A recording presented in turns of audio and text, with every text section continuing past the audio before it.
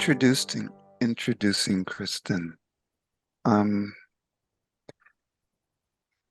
I've observed her in different scenarios with different people, and she has such a heart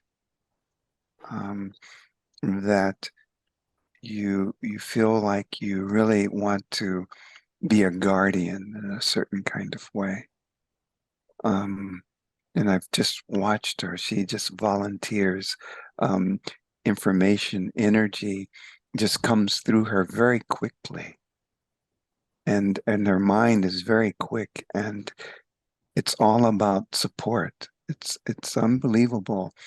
Um, Her frame, her uh, way of being, like, where she sees solutions very quickly without thought of herself whatsoever. And I'll just share my perspective or my take.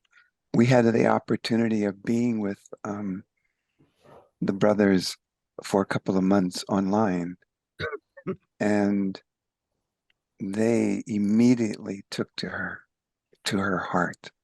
Immediately, just immediately.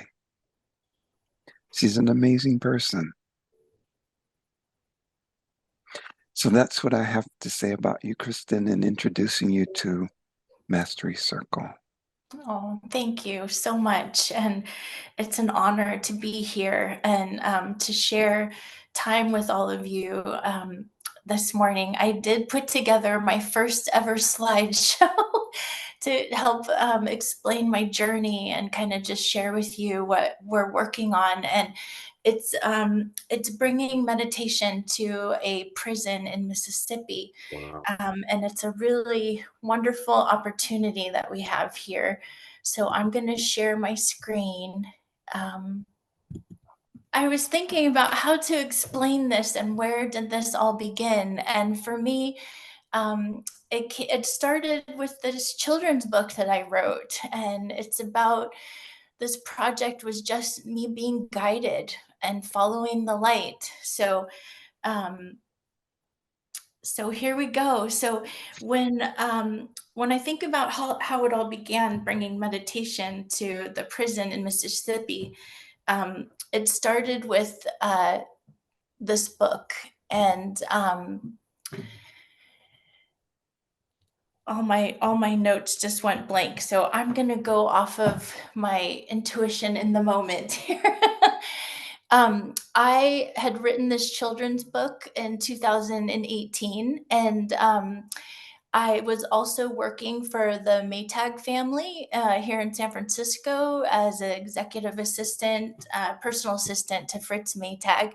And his father started a foundation in 1940, and I was the administrator for the foundation. And through this process of working with the grants, I met Mr. Louis Bourgeois, professor at Oxford University, and he was one of our grants that we gave to. And uh, I started having like a personal interest in this project. We give to a lot of nature and education, but this one was special. And I looked Lewis up and I read his memoir, and he's an amazing poet. And because I had just finished my book, I was so excited to meet a fellow author. And him and I became friends, and I gifted him some books, children's books, and he shared them with his students, and it was very well received. They loved the books, and so we just started our friendship. And part of what he's been working on with his students is writing a few books, and he has 3 books out. And they're all essays from his students, and most of them describe their experiences at Parchman in particular. Here's another photo of Lewis and his students. And through the process of Lewis and I becoming friends, we would talk about some of the things that go on in the prison. And you know, these guys' basic needs are not being met. There's not a lot of money there. Oh, sorry about that. Um, the other thing that he talked about was how noisy it was, and in Unit 29 in particular, he has to go from cell to cell to help his students, and he would just share with me what was going on there. And here's another photo of Lewis with his students. And then also during that same time, Jonathan and I are part of a metaphysical community in the Bay Area called the Rodin Foundation. And we are in a channeled class, and Reverend Clark Caraway channels Dr. Foster, a spirit. And my life has changed dramatically since I've been a part of this group, and it's been about 11 years for me. And um, the light beings, the humans who are part of this group, it reminds me a lot of all of you, us. The ones who are awakening. We get it. We generate love. We want the best. Just really wonderful people. And through the channelings and the work of Dr. Foster, this meditation came together. It was about 2020. I'm sorry, the year 2000. A few students came together and made this series of 16 meditations. And around 2020, I realized, the meditations are on a CD. It was really hard to find other copies. There was no background music. So I love projects, like I know all a lot of people here do as well. And so I was like, hey, let's re-record the meditation. So we got together, we went to a recording studio in Palo Alto, and we re-recorded the I Love Me meditation series, and I became a certified teacher of the guided meditation, which I was really happy about. And shared this with Lewis, of course, because we were in communication. And Lewis kept saying, meditation would be really great for these guys, especially Parchman. So his organization, Vox Press, is nonprofit, and he teaches writing and art classes to about 7 prisons in Mississippi. But Parchman is the one that is the biggest, the worst, and most in need. And so he thought, let's start there first. And so we kind of, we're getting these ideas to have this meditation, bring it to Parchman. And so a little bit of history about Parchman, because I love research. So I started diving in and just trying to understand, what is this place? Um, so, slavery was abolished in 1886. But in the South, a lot of the farmers were losing money for not having that free labor. And so in the late 1800s, like 1890 something, one of the governors came up with this idea to create a prison. And they bought 26,000 acres in Sunflower County, which is where Parchman is. And Parchman was a slave plantation originally. And they started filling up the prison. And, a lot of these people were wrongly accused. There's horrible stories of how people got in there. But then when you were there, it was manual labor, 10 hours a day, 6 days a week, not being fed well, etc. Um, Also, they segregated the units. The prisoners built the houses that they lived in. And Parchman was making a lot of money. They grew cotton.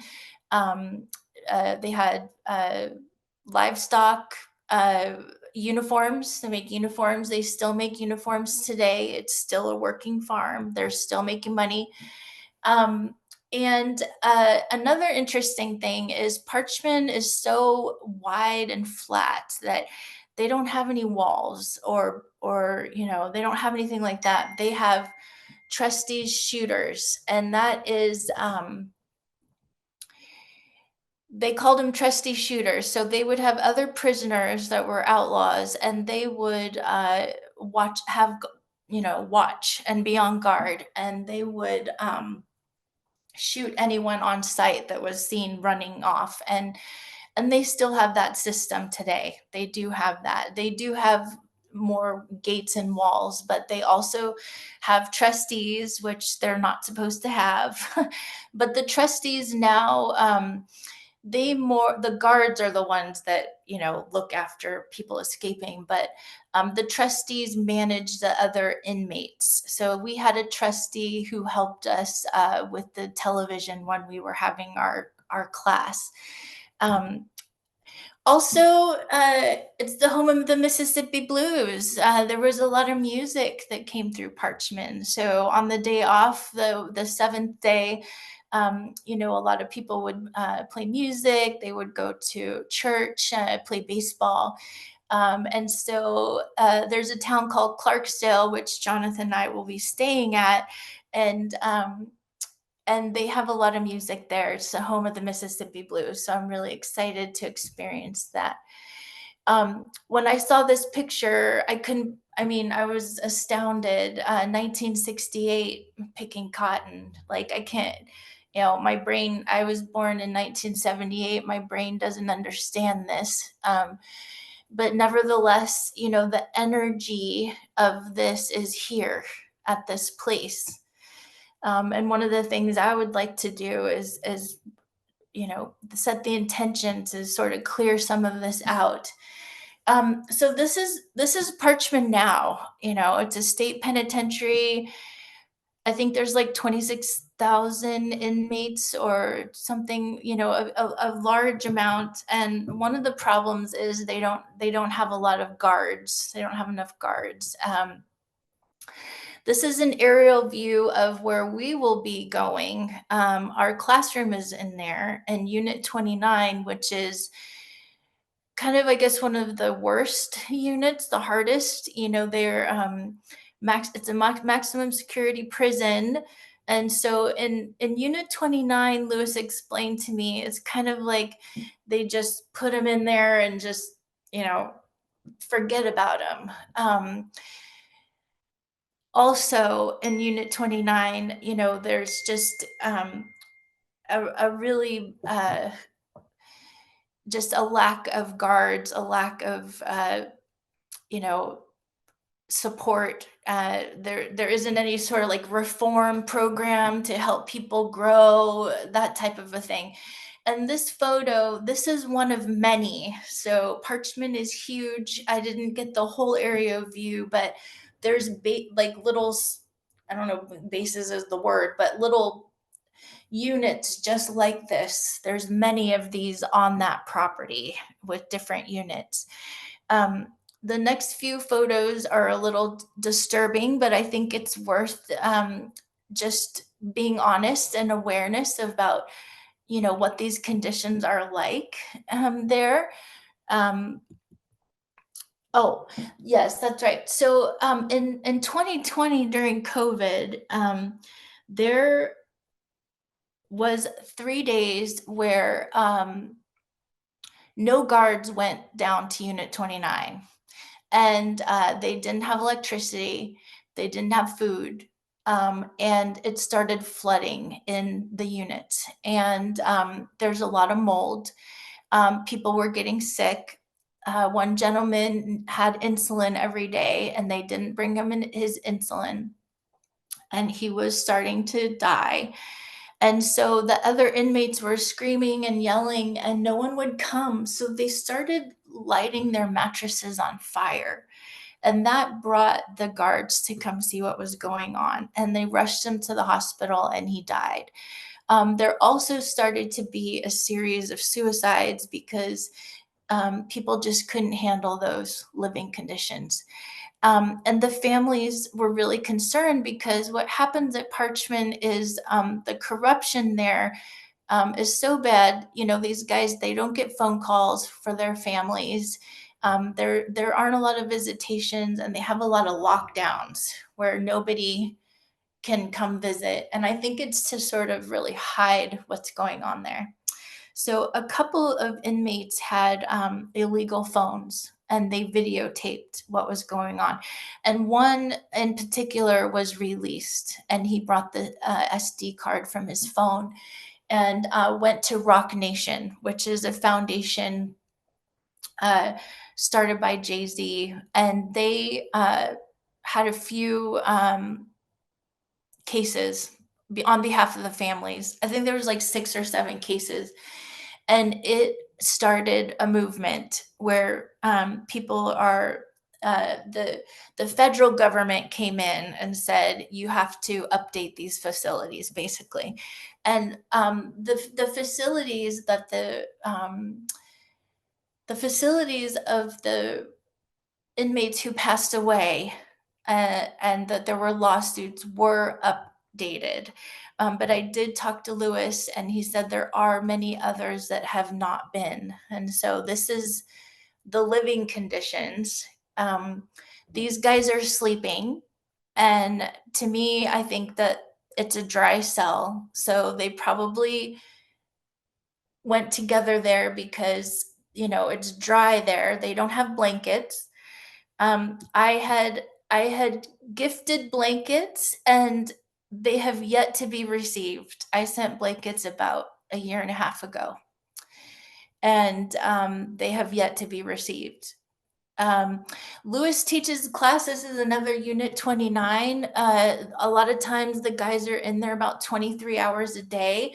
And Lewis would teach by going up to one of the cells and then teaching one student, and then go over to the other side and go teach another student.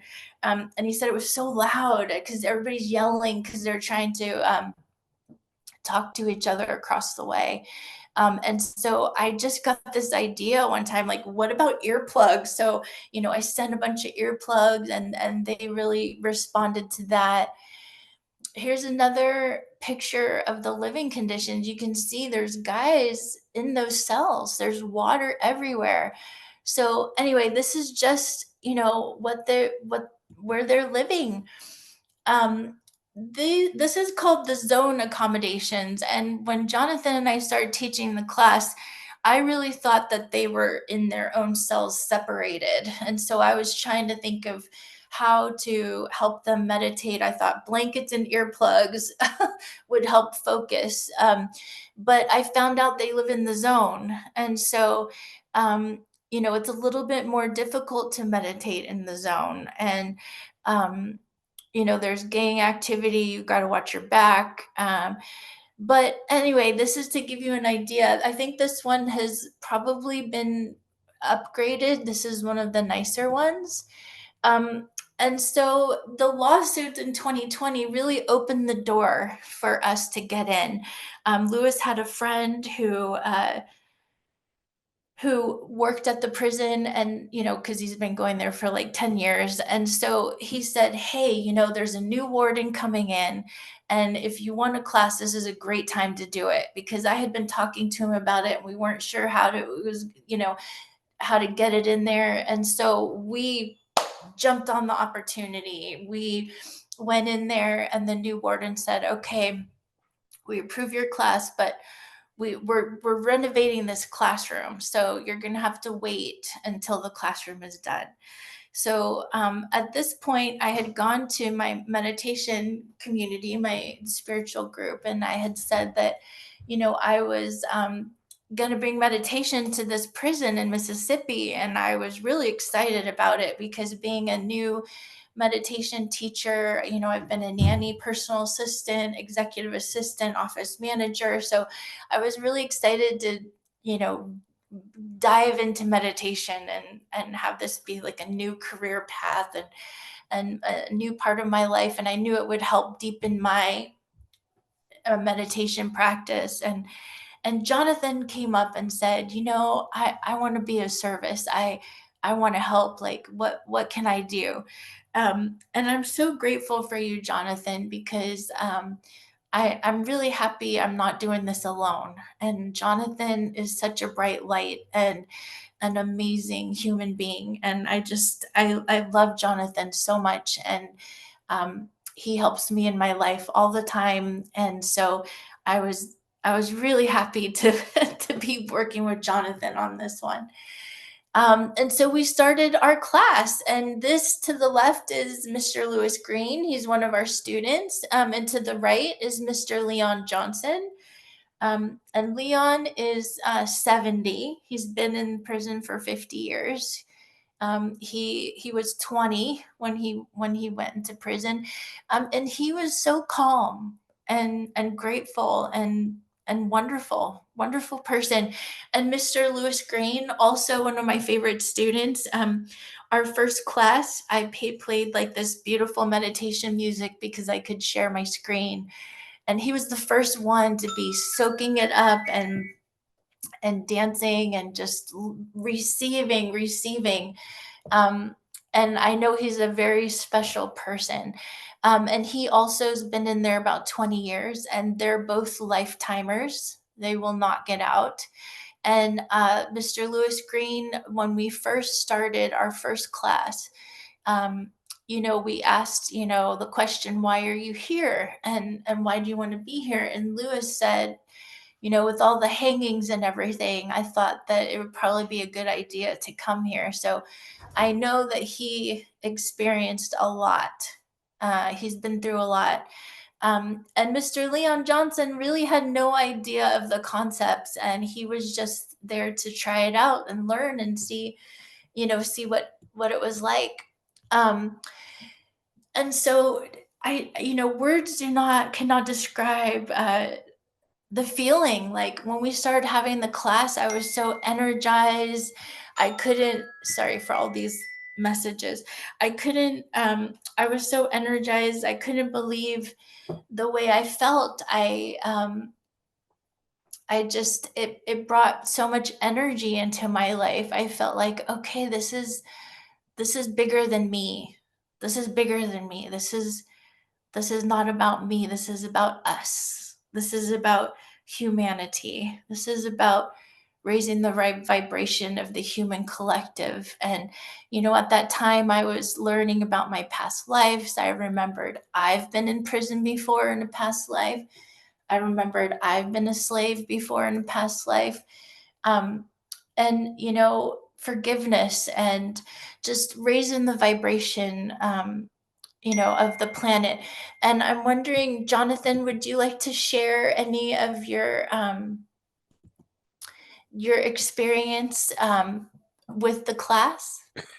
Well, just we had Valentino Ding speak to us, and I mentioned Valentino Ding to these guys, and they wanted to know, how did he forgive?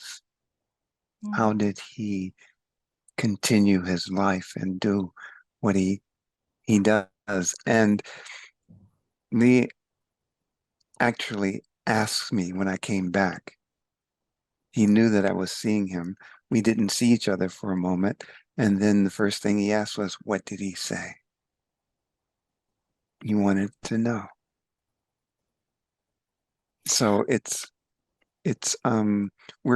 we're we haven't had class with them since Christmas, and yet we're focused on this happening. We're just focused on this happening. Yeah. Yeah. Um, it's it's something. Yes, we're onto something, but we have hit some challenges. So yeah, and we had our last class in December, so it was October, November, December. And then in January, when we're coming back from Christmas break, we find out the TV was broken in the class, and that we need to wait for a code. And so I kept emailing and asking and calling and asking, can I donate a TV? Can I? It's still not fixed. And then at that same time, I got a new job and I got this huge Christmas bonus. And so I bought us plane tickets and I said, Jonathan, do you want to go to Mississippi? And Lewis had invited me to go a couple years ago, and I really wasn't in the place to go at that time. It wasn't the right time. And so we're going to Mississippi. And also, what happened in the course of Christmas is I went to Esalen. I don't know if anyone's familiar, but it's this beautiful Mhm. retreat center in Big Sur. And it just so happened that weekend, Mr. Keenan Webster was playing music. And he's played at our church services for the last 10 years. So I knew him, and I went up to him and started talking, and it came up about the meditation class at Mississippi. And he's from Nashville, Tennessee. He lived there till high school, and he moved to Los Angeles and grew up in Compton. And he lost a lot of friends to gang violence, and so he turned to music. And he's an advocate for African instruments and teaching others about African instruments. He goes to the libraries. He's also started playing with a cello, and their band is called Talking Strings. But I thought I would just share with you a little bit of his music so you can taste, get a feel for the African harp. And so we invited him to come along to our retreat.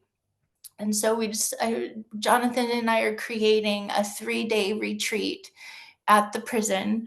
And it's June 26 to 29. We're going to go for a week, but the 3 days we'll be there with the guys.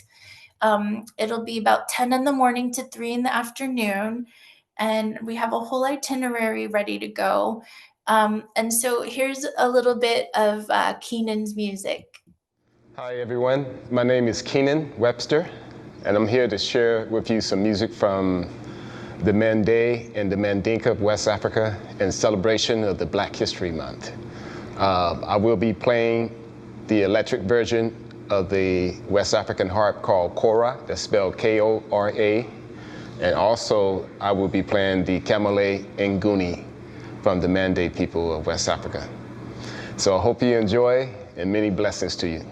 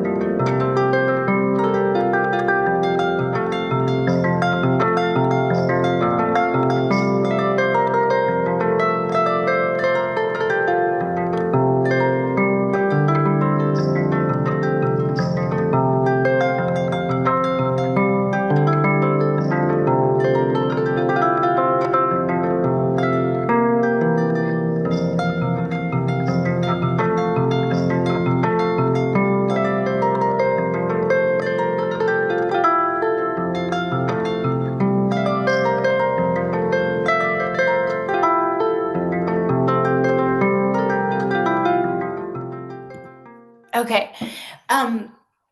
So I sometimes I get these ideas and I know they're spirit led and they're part of what I'm here to do in this lifetime. And I can feel it. I can feel it when I follow what excites me and what brings joy. And I thought, we can bring some light to a very dark place. And so bringing meditation to the prison system is starting to be something that I just see it expanding, and that it would really help these guys. A lot of them have never heard of it before. It's a foreign concept. It's not something they were taught, but they're open to it, receptive, just like all of us are. And so, because the TV was broken, I started writing a newsletter, and I write them every week, and I write what's going on with me and something I've learned, and I'll find an article about meditation or affirmations, or, and then I start putting comics and their jokes to kind of just lighten their mood and their spirits. And, I'm hoping that this will grow, that they'll start to help other people. And I remember Mr. Lewis Green, like one of the first things he said was, how can I help other people? And I thought, wow, he's a lifetimer. He wants to help other people. This is really good. We can do something here. And so I want to read a letter that Kobe sent me. And this was last week. I just started receiving letters. I was sending them. I kept saying, write me back, write me back. And then finally, Lewis was making the effort to go to them personally and get those letters. And I thought this was just brilliant. So, Kristen and Jonathan, I would like to thank you for giving me a new outlook on life. I know it's not easy with everything that's going on. I want to let you know that I love and appreciate everything you've done for me. So blessed to have you for my teacher. Heavy is the head that wears the crown.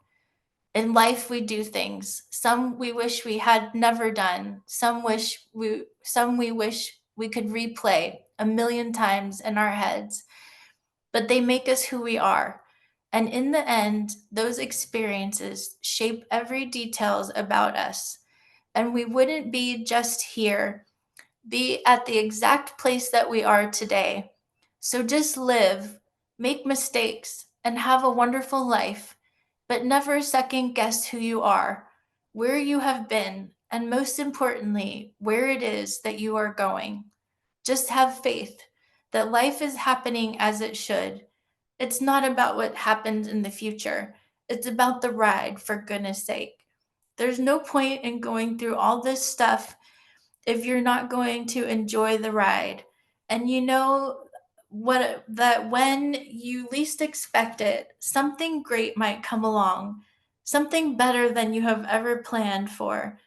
Take chances, tell the truth, say yes, spend all your money, fall in love, get to know someone random, be random, say I love you, sing out loud, laugh at a stupid joke, cry, apologize, tell someone how much they mean to you, talk to someone who you've stopped talking to, laugh till your stomach hurts, live life, and most of all, have no regrets.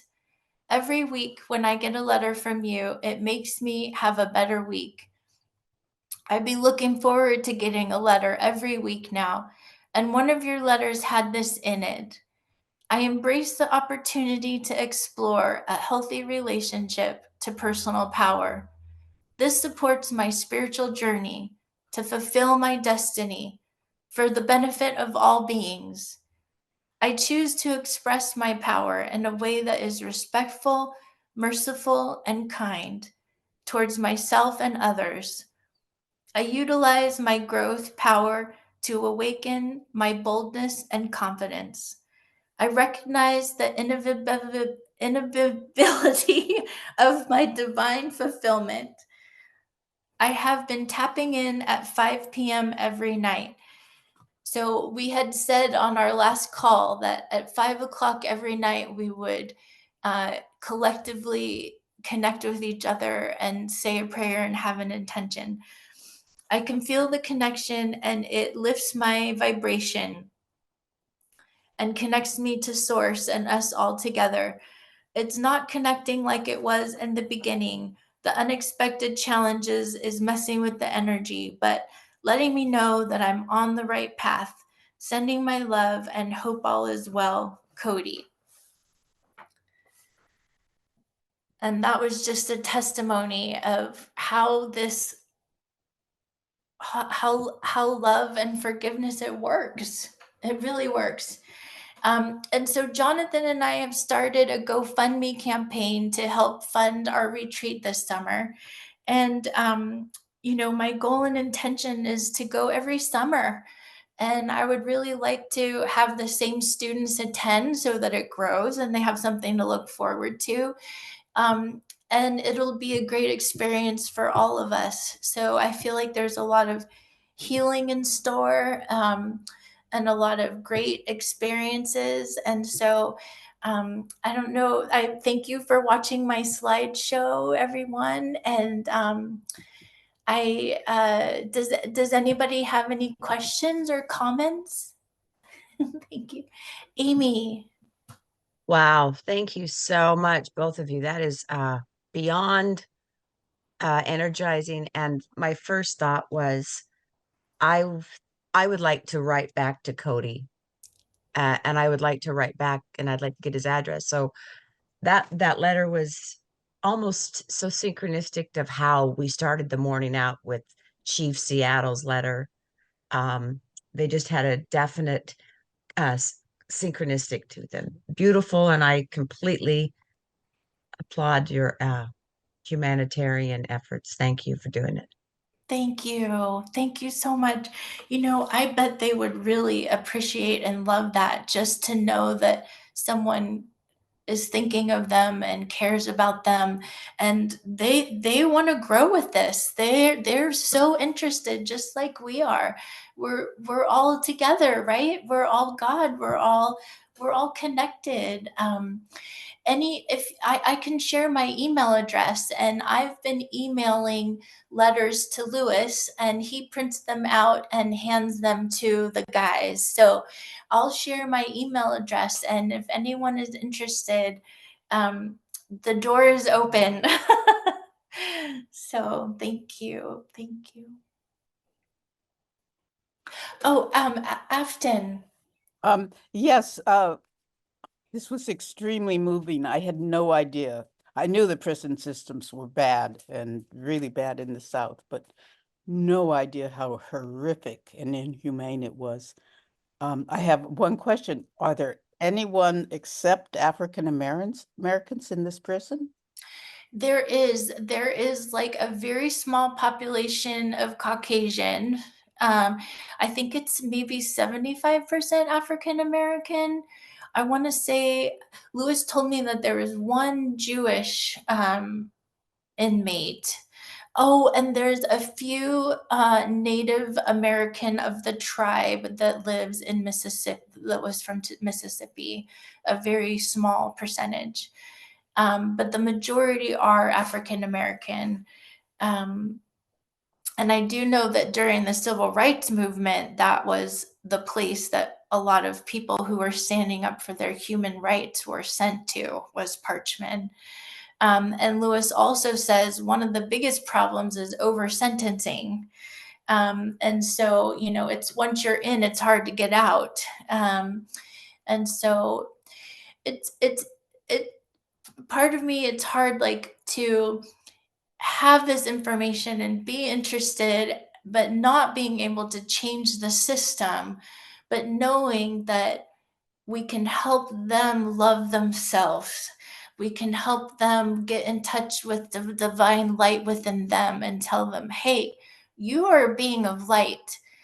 Your economic, your family situation, the way that you were programmed, the way that you were taught might have made you feel like you were something else, but you have the power to change your life. And within the community that you are in this prison, how are you going to deal with it? What are you going to do to help the other person next to you? You can practice. I think about Gandhi and Nelson Mandela so many times of, you know, there's a lot of work that you can do within being there: meditation, forgiveness, sending prayers and love to the people that you care about, your family. And I also was so surprised when I started to see the conditions. I thought, oh my God, I live in California. Like, I know the prisons aren't like that here. And so it, you know, it's really hard to swallow sometimes to think, man, this is happening in our country. And so part of it is awareness, you know, letting people know what's going on. So thank you. I love the man who found his purpose there.